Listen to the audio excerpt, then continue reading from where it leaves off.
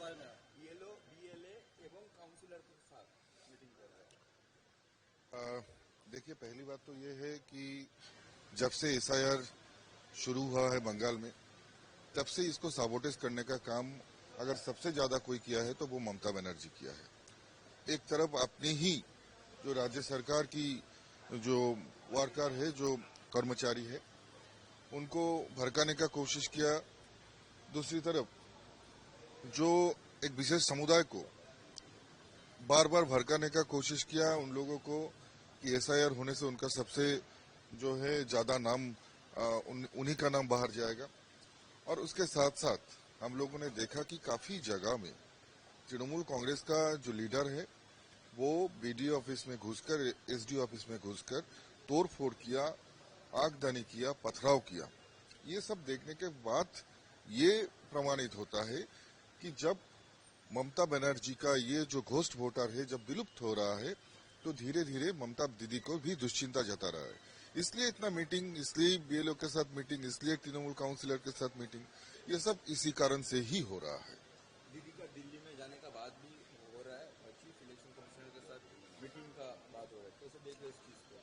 देखिए, सब कुछ डर से हो रहा है। दीदी का आंखों में डर स्पष्ट है। कल मंच से अरेस्ट होने का जिक्र भी किया और कभी दिल्ली जाकर मीटिंग के बाद भी कर रहे हैं। तो मैं कहूंगा ये सभी जो हो रहा है डर से हो रहा है। पहले तो उन्होंने हुंकार छोड़ा था दीदी ने कि बंगाल में एसआईआर होने से एक भी व्यक्ति का नाम बाद जाने से वो पूरा जो है सिस्टम को हिला देगा, दिल्ली घेर लेगा। कहा कुछ नहीं कर पा रहा है। अभी जाएंगे मीटिंग करने के लिए, ये तो अच्छा है, लेकिन जो बड़ा बड़ा बात उन्होंने कहा था वो अभी कहा गया। स्पष्ट रूप से डर जो है वो दीदी का आंखों में दिखाई दे रहा है। दादा, देखा जाए कि आनंदपुर में मोमो कारखाना में जो फायर हो गया, आज नरेंद्र मोदी ने घोषणा की है कि 50,000 रुपया देंगे जो जो लोग क्षतिग्रस्त हुआ है। क्या बोलेंगे इसके और 2 लाख रुपया जिन लोग का फैमिली में डेथ हुआ है?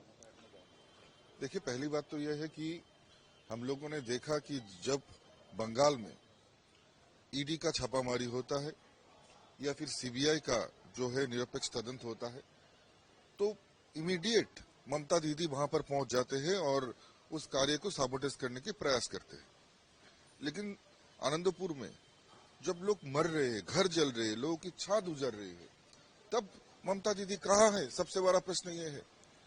और ये देखिए कि भारत की प्रधानमंत्री, उनका बंगाल के लोगों के लिए कितना प्रेम और चिंता है कि आज इस विपरीत स्थिति में भी उन्होंने उनको सहायता देने के लिए जो है घोषणा किया। पहले नितिन नवीन जी, आज अमित शाह जी, नरेंद्र मोदी जी भी आए। इस बार चुनाव में बंगाल कितना इम्पोर्टेंट है? देखिए, इस बार का चुनाव जो है, ये चुनाव सिर्फ एक पार्टी का सरकार बनाने के लिए नहीं, भाजपा की सरकार बनाने के लिए नहीं, या फिर चुनाव जीतने के लिए नहीं। ये चुनाव इस बार जो है भारत की जो है अखंडता को रक्षा करने के लिए है, भारत की सार्वभौमता को रक्षा करने के लिए है, और जिस तरह से भारत की डेमोग्राफी चेंज हो रहा है उसको रक्षा करने के लिए है, इंटरनल सिक्योरिटी सिस्टम को और मजबूत करने के लिए है। जिस तरह से 450 किलोमीटर अनफेंस्ड एरिया है, आप लोगों को पता है, हाईकोर्ट की वर्डिक्ट भी उस पर आया है। आप लोग देखिए कि किसके स्वार्थ में अभी तक वो लैंड वो नहीं दिया गया, हस्तांतर नहीं किया गया। बस हम लोग यही कह पाएंगे कि बंगाल का गरिमा, बंगाल की कृष्टि संस्कृति, बंगाल की ऐतिहासिक प्रेक्षापट हम लोग जो है पुनः उसको स्थापित करने का प्रयास करेंगे।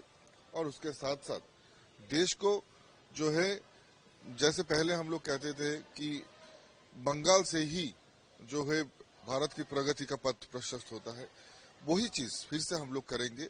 चाहे वो इंडस्ट्री हो, चाहे वो संस्कृति हो, चाहे वो शिक्षा हो, हर तरह से भारत सरकार का प्रयास यही रहेगा कि देश के साथ साथ बंगाल का भी उन्नति हो।